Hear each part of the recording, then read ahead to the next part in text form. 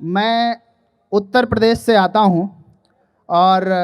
उत्तर प्रदेश के लड़कों की समस्याओं पर मैं कविताएं करता हूँ। लड़कों के लिए मैं ही कविता करता हूँ।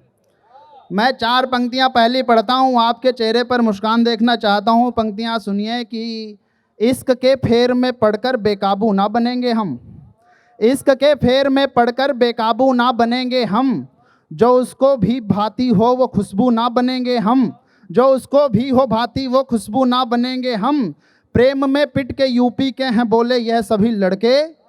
बाबा बन भले जाएं पर बाबू ना बनेंगे हम, बाबा बन भले जाएं पर बाबू ना बनेंगे हम। अब उत्तर प्रदेश में तो एंटी रोमियो स्क्वाड काम करता है, उस चक्कर में हमने दिल्ली की तरफ रुख किया और दिल्ली में आए तो एक चीज़ सुनने को मिलती है, आई हैव अ बॉयफ्रेंड। तो हम तो एडजस्टमेंट में विश्वास करते हैं। 4 पंक्तियां वहां से सुनिए कि प्यार के मामले में तुम मेरा प्रॉफिट कराओ ना, प्यार के मामले में तुम मेरा प्रॉफिट कराओ ना, सनम मेरी मोहब्बत को जहां में हिट कराओ ना। चलो माना तुम्हारे दिल में जगह है अब नहीं बाकी, चलो माना तुम्हारे दिल में जगह है अब नहीं बाकी, तो हमें तो तुम कहीं भी फेफड़ों में फिट कराओ ना,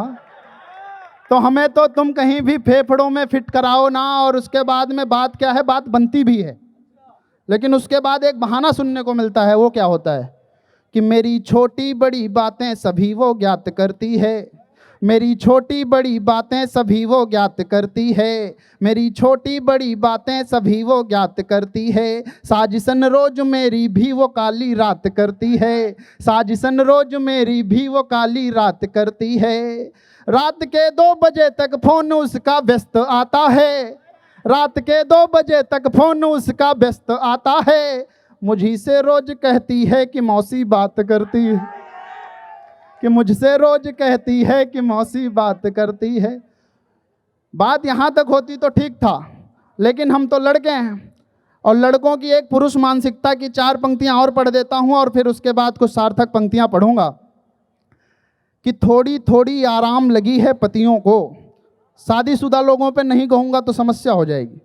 कि थोड़ी थोड़ी आराम लगी है पतियों को,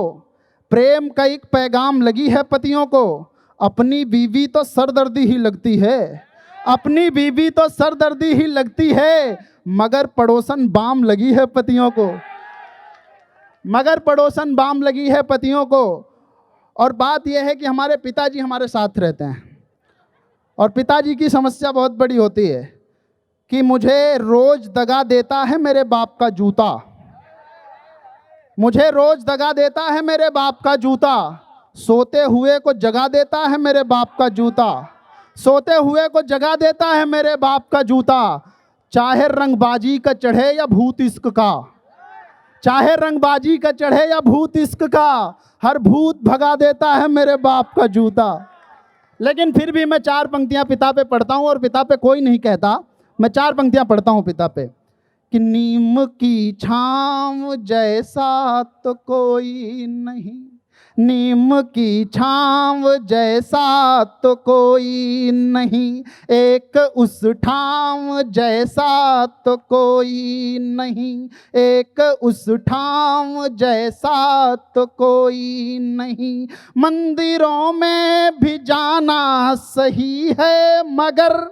मंदिरों में भी जाना सही है मगर, बाप के पाँव जैसा तो कोई नहीं, बाप के पाँव जैसा तो कोई नहीं। अंतिम 4 पंक्तियां पढ़ता हूं और जो हमारे साथ युवा साथी बैठे हुए हैं उन्हीं उस युवा साथियों के नाम करता हूं कि हमें हमारी मोहब्बत क्यों नहीं मिलती है। मैं कहना चाहता हूं और आप लोग रिलेट करेंगे उससे कि खोया हुआ किरदार मुझको मिल नहीं सका, खोया हुआ किरदार मुझको मिल नहीं सका, अपनों का एतबार मुझको मिल नहीं सका, अपनों का एतबार मुझको मिल नहीं सका, उस अपनों का एतबार मुझको मिल नहीं सका, नौकरी हर बार प्यार से आगे निकल गई,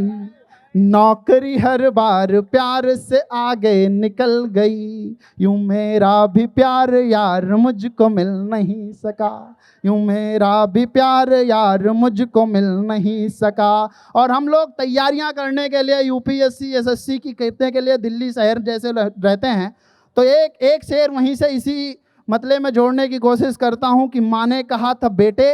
आना वक्त लेके मेरे पास, पर एक अदद इतवार मुझको मिल नहीं सका।